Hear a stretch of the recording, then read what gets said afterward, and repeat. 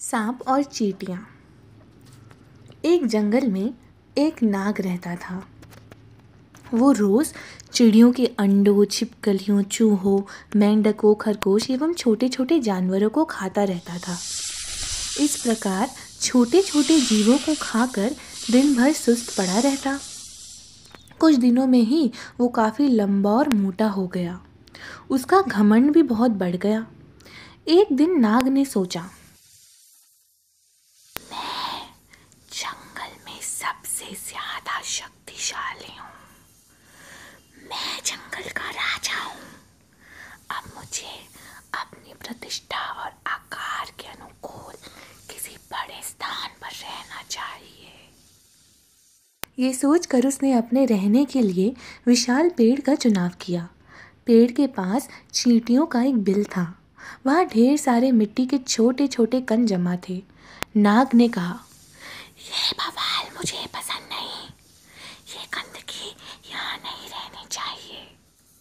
वो गुस्से से बिल के पास गया और उसने चींटियों से कहा, मैं नागराज हूँ, इस जंगल का राजा।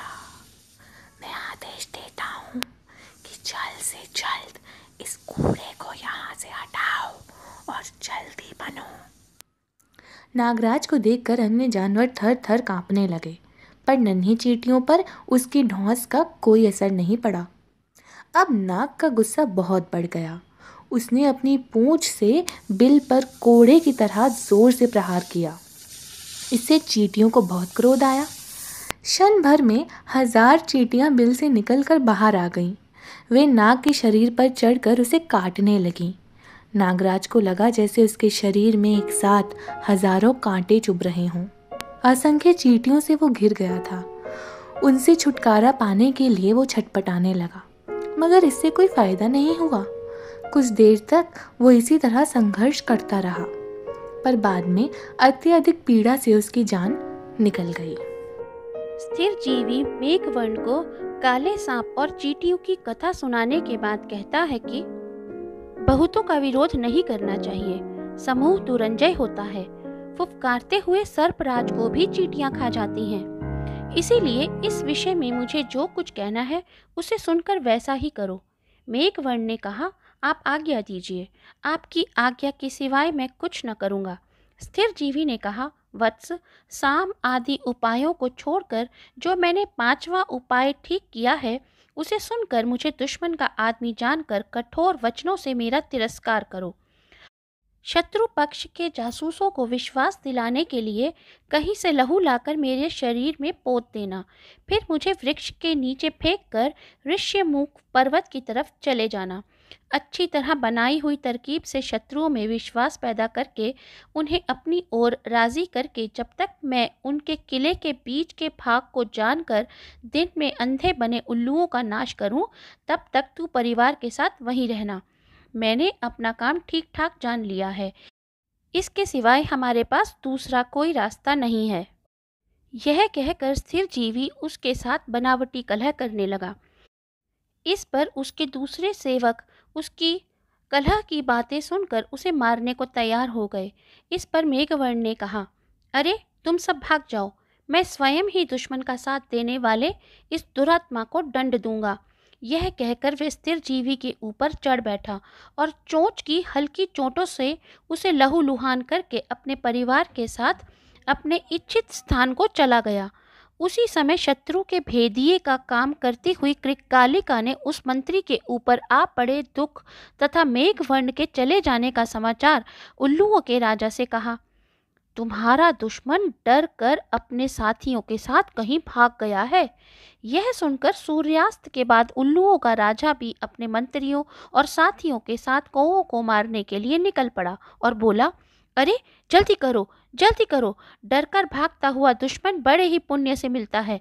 कहा भी है, शत्रु अगर भागता हो तो उसका एक भेद हाथ में आता है और दूसरा भेद अगर वह कोई दूसरे स्थान में ठहरता है, भागने की घबराहट के कारण वह राज सेवकों के वश में होता है। इस तरह बातचीत करते हुए वे सब बरगद के नीचे चारों ओर से घेर कर खड़े हो गए। पर जब कोई कौवा नहीं दिखाई पड़ा तब पेड़ की डाल की फुनगी पर बैठकर हंसी खुशी तथा बंदीजनों से प्रसन्नचित उलूक राज ने कहा, अरे ये कौवे किस रास्ते से भाग गए हैं? उनके उस रास्ते की तलाश करो। वे जब तक किले में पनाह नहीं ले लेते तभी तक अगर मैं उनके पीछे गया तो उन्हें मार सकूंगा। तभी उनकी दृष्टि स्थिर जीवी पर पड़ी। जैसे ही वे सब स्थिर जीवी को मारने के लिए पहुंचे, स्थिर जीवी ने कहा, अरे मैं स्थिर जीवी मेघवर्ण का मंत्री हूँ। मेघवर्ण ने मुझे इस हालत को पहुंचा दिया है। ऐसा तुम अपने मालिक से कहो, उससे मुझे बहुत कुछ कहना है।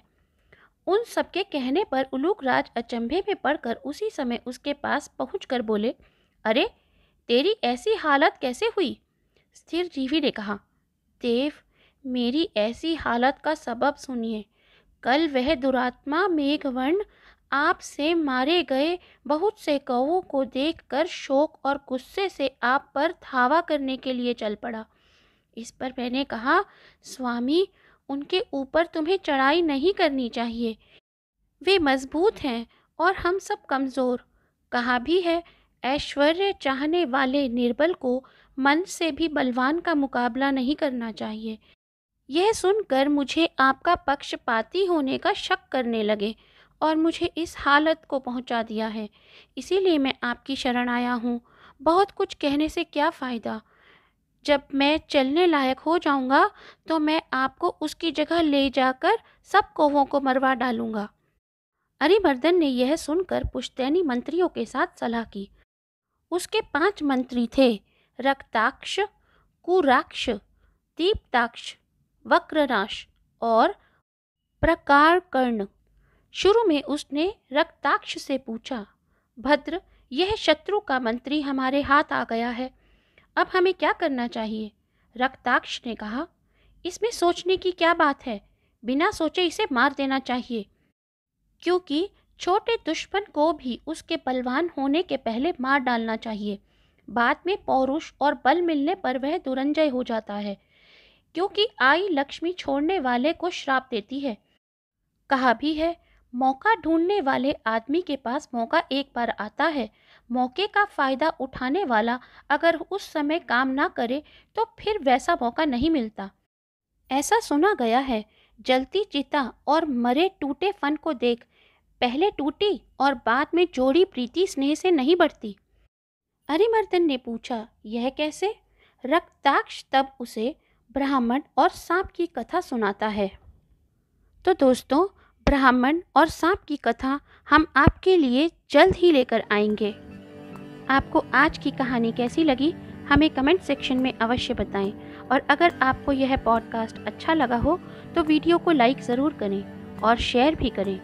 पंचतंत्र की अन्य कहानियाँ सुनने के लिए सीरीज़ के साथ जुड़े रहें।